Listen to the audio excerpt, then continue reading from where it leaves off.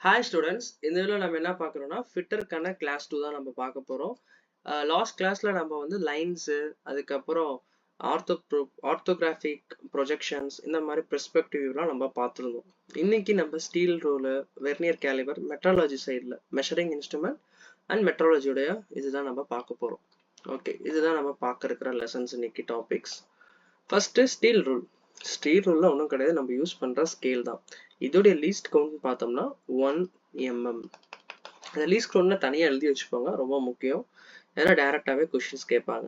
Used for the general measurement, not highly accurate. கரெக்டாலாம் நம்ம பார்க்க முடியாது, ஜஸ்ட் ஓகே 10 சென்டிமீட்டர் 5 சென்டிமீட்டர் அந்த மாதிரி வேணா நம்ம யூஸ் பண்ணிக்கலாம். அக்யூரேட்டாக நம்மளுக்கு கிடைக்காது ஸ்டீல் ரூலை பொறுத்த வரைக்கும்.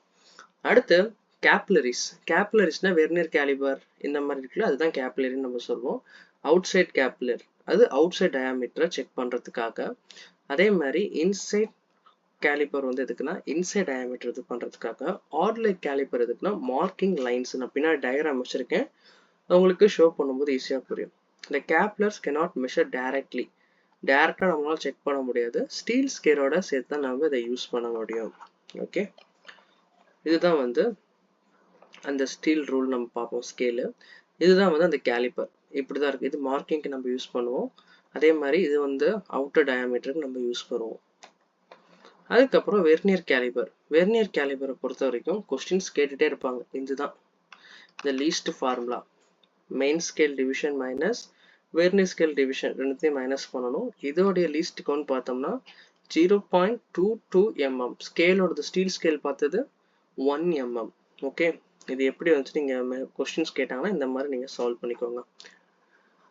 ஓகே, என்ன பர்பஸ்க்கு இது பண்றோம்? அவுட் சைட் மெஷர்மெண்ட் பார்க்கறதுக்கு, இன்சைட் மெஷர்மெண்ட்டை கால்குலேட் பண்றதுக்கு, டெப்த் மெஷர் பண்றதுக்காக நம்ம வெர்னியர் கேலிபர் யூஸ் பண்ணுவோம். அதுக்கப்புறம் ரீடிங் ஃபார்முலான்னு ஒன்று இருக்கு வெர்னியர் கேலிபர்ல. Main scale reading plus vernier scale reading into least count. இப்போ கொஸ்டின்ல 10th டிவிஷன் மேட்சஸ்ன்னு கொடுத்துட்டு அண்ட் லீஸ்ட் கவுண்ட் 0.1 கொடுத்துட்டாங்கன்னா நம்மளோட வெர்னியர் ஸ்கேலோட ரீடிங் வந்து 10ன்னு எடுத்துக்கணும். நம்மளோட லீஸ்ட் கவுண்ட் என்ன? இதோடைய வெர்னியர் கேலிபர் லீஸ்ட் கவுண்ட் 0.02. அப்போ மல்டிப்ளை பண்ணோம்னா 0.2 mm. இது வந்து டிஜிட்டல் வெர்னியர் கேலிபர். இது மேலே இருக்கிறது அப்பர் ஜா, இது வந்து லோயர் ஜா. நம்ம கீழே தான் வந்து அவுட்டர் டயா பார்ப்போம். இங்கேயும் நம்ம டயா செக் பண்ணிக்கலாம். இங்கிட்ட கேப் மாதிரி வச்சு இன்னர் டயாக்கு நம்ம யூஸ் பண்ணிக்கலாம். இங்கே பார்த்தீங்கன்னா இதுதான் மெயின் ஸ்கேல் ரீடிங்கு. இங்கே 0 பட்டன் இருக்கும், இது வந்து டிஜிட்டல். பட் இருந்தாலும் இந்த தம்ப் ஸ்க்ரூ இதெல்லாம் நார்மல் தான். அதுக்கப்புறம் டெப்த் ராடு, லாக் ஸ்க்ரூ இதெல்லாம் பார்த்துக்கோங்க. ஓகே, அடுத்து மைக்ரோமீட்டர் பொறுத்த வரைக்கும் இது நம்ம ஸ்க்ரூ கேஜ் மாதிரி தான் இருக்கும் பார்க்க. ஆனால் இதில் என்னன்னா ரெண்டுமே இப்படி தான் இருக்கும், யூ டைப்பில் தான் இருக்கும், இப்படி தான் இருக்கும். Outside micrometer, inside micrometer ரெண்டு டைப்ஸ் இருக்குது இதில். லீஸ்ட் கவுண்ட்டை பொறுத்த வரைக்கும் இதோடைய இது பார்த்தோம்னா 0.01. வெர்னியர் கேலிபருக்கு வந்து 0.02.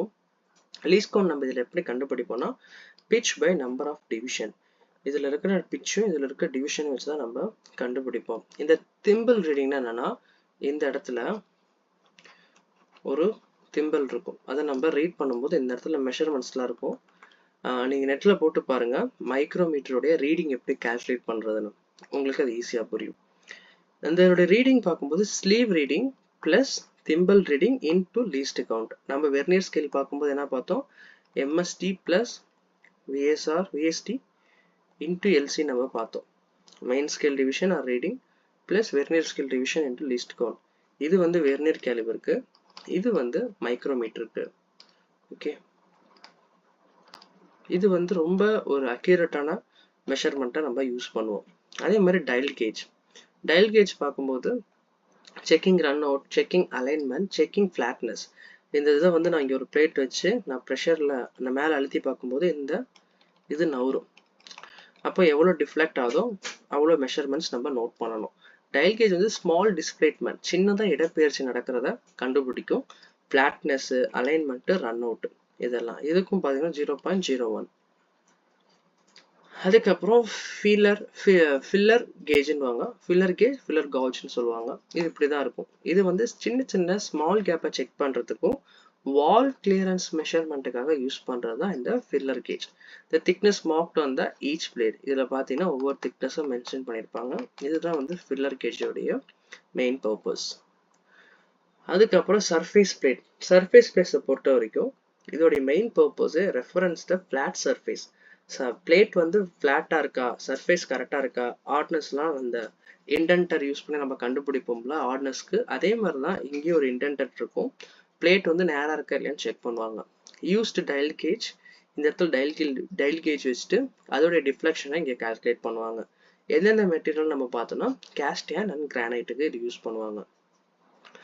அதுக்கப்புறம் ஸ்லிப் கேஜ். இது சைன் பார். ஸ்லிப் கேஜ்னு பொறுத்த வரைக்கும் பார்த்தீங்கன்னா சின்னதாக இந்த மாதிரி ஒரு சின்ன பிளேட்ஸாக இருக்கும், திக்னஸ் மாறி. அதை நம்ம சைன் பாரோட யூஸ் பண்ணி நம்மளுடைய கேலிப்ரேஷன் கண்டுபிடிப்போம். அதுக்கப்புறம் ப்ரொசிஷன் மெஷர்மெண்ட்டுக்கு நம்ம யூஸ் பண்ணுவோம். ரொம்ப ஹை அக்யூரஸியாக இருக்கும், ஈஸியாக நம்மளுக்கு கரெக்டான ஒரு ஆன்சர் கிடைக்கும். அதே மாதிரி எக்ஸாம் பாயிண்ட் ஆஃப் வியூ பார்த்தோன்னா ஸ்லிப் கேஜ் வந்து ரங் டுகெதர்னுவாங்க. அதாவது ரிங்கிங் ப்ராசஸ்க்கு இந்த சைன் பாரோட ரொம்ப யூஸ்ஃபுல்லாக சேர்த்து பண்ணுவாங்க. சைன் பாரோடைய ஃபார்மேட் பார்த்தோம்னா A sin H/L நம்ம படிச்சிருப்போம் மெட்ராலஜியில். ஓகே, அதுக்கப்புறம் ஃபைனலாக பார்த்தோன்னா மெஷர்மெண்ட்டோடைய error, systematic error, random error, gross error, இந்த மாதிரி எரர்லாம் இருக்கும்.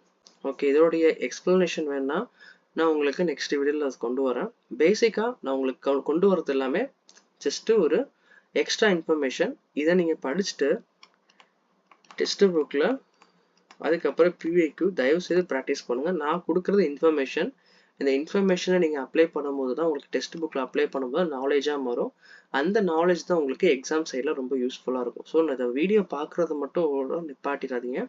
டெஸ்ட் எடுங்க. டெஸ்ட் புக்கில் PYQல இந்த மெஷர்மெண்ட் அண்ட் மெட்ரோலஜியோட டாப்பிக்லாம் கொஸ்டின்ஸ்லாம் நிறையா சால்வ் பண்ணி பாருங்கள். நான் ஜஸ்ட்டு கிவ் த இன்ஃபர்மேஷன், எது மெயின் ஃபங்க்ஷன்ஸ், பேசிக்ஸ் ஒவ்வொரு இதாக நான் கொடுத்துட்ருக்கேன். நீங்கள் டெஸ்ட் புக்கில் தயவுசெய்து ப்ராக்டிஸ் பண்ணுங்கள். ஓகே, அடுத்த கிளாஸில் நம்ம என்ன பார்க்கணும், ஃபிட்டிங் ஷாப் ப்ராக்டிஸ். ஃபிட்டிங் ஷாப்பில் இருக்கிற பொருட்கள் அதோடைய பர்பஸ் தான் நம்ம பார்க்க போகிறோம். வேறு ஒன்று இந்த வீடியோவில் பெருசாக இல்லை. நீங்கள் இந்த PYQ பார்த்துக்கோங்க. டவுட் இருந்தால் அதில் ஜாயின் பண்ணிக்கோங்க. ஃபைல்ஸ் அதில் ஜாயின் பண்ணிக்கோங்க. கமெண்ட் பண்ணுங்கள். உங்கள் ஃப்ரெண்ட்ஸுக்கும் இதை ஷேர் பண்ணுங்கள். தேங்க்யூ.